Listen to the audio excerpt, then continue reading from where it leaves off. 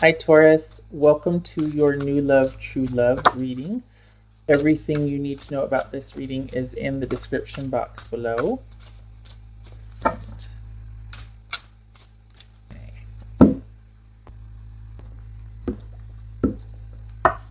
Four of Swords. Taking a rest or a breather from a situation, or you're in recuperation or healing mode, or maybe that's the way you feel when you meet this person. Page of Wands, Ace of Wands, the Fool, Ace of Cups, Strength, could be Leo, Queen of Cups. All right. Okay, so let me see here. As far as meeting, what they're gonna do, some job options for them. As far as when you meet this person, what they could be doing for a living, what kind of person they are. This could be somebody that is young at heart, obviously. This could be an illustrator or some kind of animator, graphic design artist, comic book author, children's book author, some field of creative work, community project, maybe like a youth community organizer, that sort of thing. This also could be somebody that's very curious and has kind of that passion or zest for life, very talkative, very friendly, enthusiastic, always wanting to be involved in the next project, loves to create things. And it could be that is also their downfall. So this person is probably going to reach out to you first. Could be a fire sign, but they definitely have those qualities that I mentioned. This could be Aries, Leo, or Sag. Probably going to reach out to you first and let you know that they're interested and go from there. You both could be basically traveling. You could meet while you're traveling, while you're following your own, maybe you both have jobs, but you're both following your own passionate interests. Could be a spiritual community, something along those lines, because this is about restoring faith, leap of faith, new beginnings, taking off on your own for a great new adventure. It's wide open. There's excitement. There's exuberance. Same type of thing here. So the only drawback, or what might be an issue, is that they love and they love the hunt and they love the next new best thing. So it's not a very stable energy. It's very energetic, and really wanting to be on the go and involved and out there. And as far as you, you love. They love the hunt. They love the energetic pursuit. You love the high of love and being in love and sharing your emotions and feelings. And they're like, they're not really about that so much as they are maybe the passion behind it. But then after that, it's like, okay, what are we doing today? Where are we going to go? What are we going to, that sort of thing. You know what I mean? So, sorry, got a little smudge here. Okay, maybe that's helpful. Maybe it's not. I don't have to do. All right. So, they are of good character, though, and they'll probably be very upfront and honest with you about what they want or what they want their involvement to be, and how this wants to go for them. You could be dealing with a Leo, Taurus. This could be a Taurus, a Leo. Sorry, Taurus. This could be a Leo. So you might be introverted. They might be extroverted. All right. This is receptive. This is assertive, or assertive. I don't want to say aggressive, but this is very assertive. This is receptive, and they are of good character. It's almost like, here's the thing. When you're an introvert, sometimes you look at extroverts as a way of, like, you seek out extroverts for protection, because you provide the safety and the comfort, and then they feel like they can go out and slay that dragon. You know what I mean? Like, they're all filled up because you've nurtured them. You're very nurturing. You're very kind. You're very quiet, stable, whatever.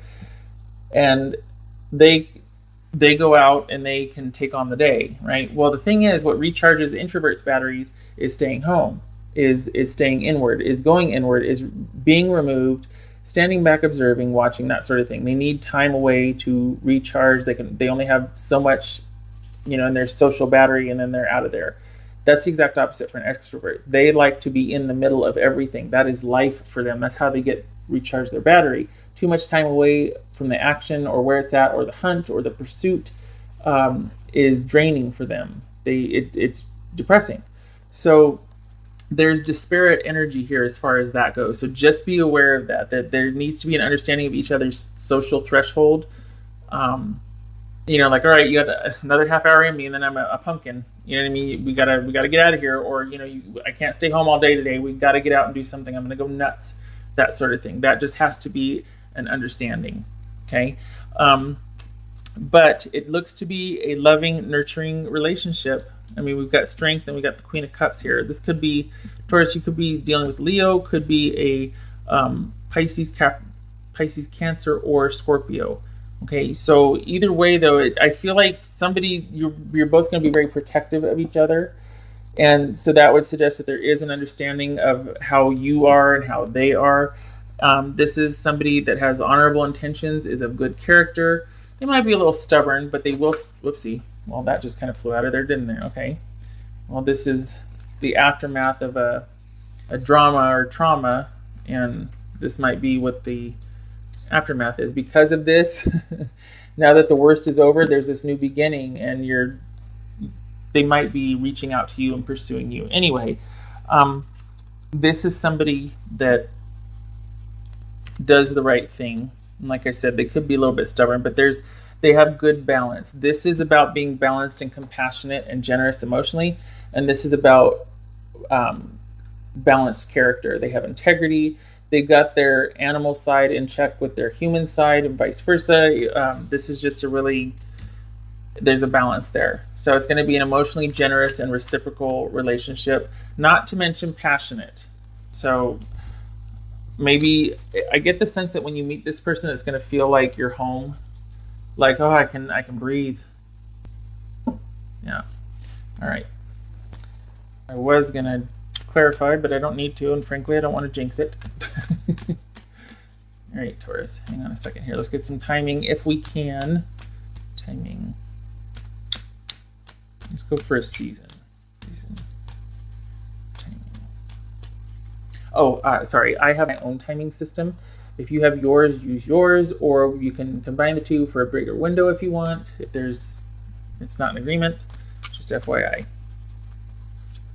Okay, so this is suggesting major arcanas don't fall into timing frame for me. So this would suggest this is about you being restored and healed before this can come to fruition, or that you're working through something and then this happens. All right, so timing for Taurus. Could be Sagittarius, but this is about healing, balance, perspective, that basically withdrawing, healing, and then you're setting off on your new adventure. Taurus. Again, forward movement after the healing, after being restored. Okay, so we've got, this is autumn. This is fall or autumn. Okay. The 5 will be significant. It might be in their birth year. It might be the 5th day or the 5th week of autumn. All right. So we just got into winter, so we got about 9 months. And honestly, it seems like that might be enough time because, you're probably working through something here. We had that Tower reversed, and that's a heavy, and then we've got this new beginning. So you're going to be basically just set free from a situation. The worst of it's over, and then this, out of nowhere, you're going to probably be in the throes of healing or just resting and recuperating and just like getting your head right about something, and then all of a sudden this person, could be a fire sign, reaches out to you and you're off to the races. Okay. Taurus, what does Taurus need to know? Taurus, what does Taurus need to know? Taurus. Easy does it. No need to hurry for love or force things. There's no need to hurry for love to happen or to force things to happen. Everything is occurring in perfect timing. Word. Yeah, it doesn't do you any good to force it. Just take it slow, one day at a time. It's going to happen whether you like it or not. but this would suggest that you don't have to be on the lookout for it. You can take that breather, you can rest, you can recuperate. This is all, especially this right here, this leap of faith, healing. It's all part of a bigger plan than you're aware of. So, you know, just you do you, and then this will show up. You don't have to be on the lookout for it. What else for Taurus? Oh God, one of these, it was like kind of traumatic, and the oh, get over yourself showed up. I was like, oh God, that's just rude. Come on now. All right, Taurus. Taurus needs to know. Reclaim your art. This is part of this is the inspiration and the muse for that. So there could have been things in dealing with this situation that you're just going to be coming out of, that you kind of forgot parts of yourself, or like you kind of let certain things go. You sort of pushed hobbies and what made you smile to the wayside. This is saying time to get that back, obviously. But yeah, that gets to come back. It could be how you meet this person, the passionate pursuit, you know, and finding that, starting to pursue your passion project again and your art, and then that's how you meet this person. All right, what else for Taurus? What else for Taurus? Do it this way, and it hurts because I get caught right there. So hold on here. Be proud of who you are and where you've been and where you're going. That will come with the healing. When you come full circle, that's a byproduct of it, is that you're proud of that you're still standing on your 2 feet after what's been going on. Also, this is somebody who will be very proud of you. They'll be proud to be with you, proud to be in your life. They'll treat it with honor. Just so you know, this is somebody that, like, devotion and protection and courage and strength is not a problem for this person. That's always nice, right? All right, I'm going to do one of these just because this was kind of heavy. It touches on you having gone through something to where you are a clean slate afterwards, so could be a little painful. So let's see what these have to say also. Taurus.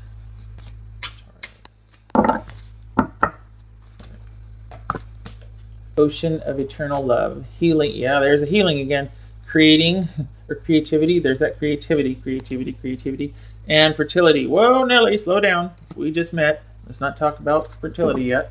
This could just be expansion and growth with both of you, because we got the Queen of Cups here. Whoa, that's the mother. And then the Ace of Cups and the Wands. This could be birth of a baby. I mean, you know, the conception and then the birth of the baby, but we're getting ahead of ourselves here. This could be Pisces or Cancer. Also, we got that moon there, and it does speak of the ocean. So definitely a water sign. Could be.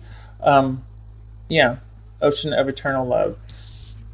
A very loving, reciprocal interaction or exchange. This could actually grow into something. It's not there. You got the two differing energies here, you know, passionate pursuit versus nurturing receptivity. But I mean, you know, this could be Cancer and Sag, or Cancer or Sag, somebody with that in their chart. Leo, so kind of a mixed bag. But I think if you understand where each of you are coming from, I think it looks like the rest is a piece of cake. You're both on the precipice. You're both starting that new beginning. Looks like passion is not going to be a problem, and character is not going to be a problem either. 2 cards of very good character here. Okay, all right, Taurus, shutting up. I hope this was helpful for you, and I really hope this happens. Honestly, we're talking about autumn and fall, but this looks like it'd be a very welcome reprieve for you. All right, so I hope this was helpful. I hope to see you in the next reading. Take care.